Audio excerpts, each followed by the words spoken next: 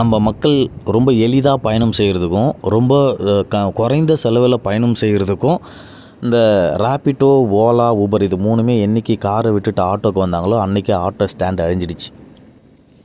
90ஸ்க்கு முன்னாடிலாம் வந்து பார்த்திங்க அப்படின்னா ஒவ்வொரு ஆட்டோவிலையுமே பிரசவத்துக்கு இலவசம் அப்படின்னு எழுதி வச்சுருப்பாங்க. இன்றைக்கி ஏதாவது ஒரு ஆட்டோவில் பிரசவத்துக்கு இலவசம்னு எழுதி வச்சுருக்காங்களா? கிடையாது.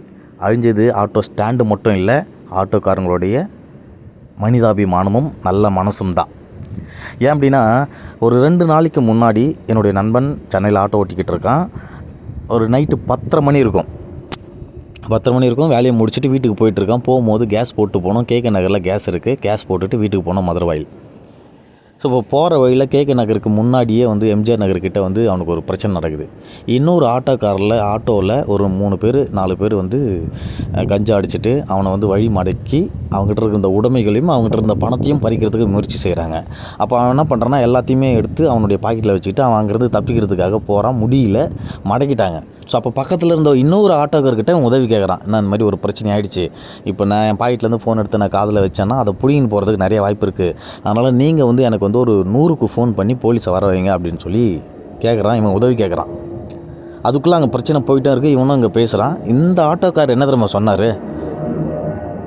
என்னால் முடியாது, நான் கால் பண்ண மாட்டேன் 100க்குன்னு சொல்லிட்டு அங்கேருந்து ஆட்டோ எடுத்துன்னு போயிட்டார். எனக்கு ஏன் வம்பு அப்படின்னு சொல்லிட்டு போகிறாரு. இப்போ இங்கே நல்லா கூர்ந்து கவனிச்சிங்கன்னா ஒரு விஷயம் தெரியும். ஒரு ஆட்டோக்காரனுக்கு பிரச்சனை கொடுத்ததும் அவர் தான், அதுக்கு உதவி செய்யாமல் போனதும் ஒரு ஆட்டோக்கார் தான். அப்போது இங்கே மனிதாபிமானம் அப்படிங்கிறது சுத்தமாக அழிஞ்சு போச்சு அப்படிங்கிறது தான் இங்கே முக்கியமான ஒரு விஷயமா இருக்குது. யாரோ ஒரு தனி முதலாளி வளரணும் அப்படிங்கிறதுக்காக அவனுடைய உற்பத்தியை பெருக்கி ஓலா, ஊபர் அப்படின்னு சொல்லி ஒரு ஆப்பில் உள்ள இறக்கி இன்றைக்கி ஒட்டுமொத்த மனிதாபிமானத்தையும் சாகடிச்சிட்டாங்க அப்படிங்கிறது தான் இதோட வெளிப்பாடு. இந்த மாதிரி வேறு யாருக்காவது எதனா நடந்திருக்கா? ஏன்னா பொதுவாக இதில் ரொம்ப பதிவு பண்ணக்கூடிய ஒரு விஷயம் என்ன அப்படின்னா, பொதுவாக சொல்கிற ஒரு விஷயம், ஒரு ஆட்டோக்காரனால் மொத்த ஆட்டோக்காரனுக்கும் கெட்ட பேர், ஒரு கெட்ட போலீஸால் மொத்த நல்ல போலீஸுக்கும் கெட்ட பேர். இந்த மாதிரி நிறைய வசனங்கள் இருக்குது. ஆனால் இங்கே பிரச்சனை என்னென்னா, ஒரு ஆட்டோக்காரனுக்கு இன்னொரு ஆட்டோக்காரன் பிரச்சனை கொடுக்குறான். அதே இன்னொரு ஆட்டோக்காரன் தான் அதை உதவாமையே போனது.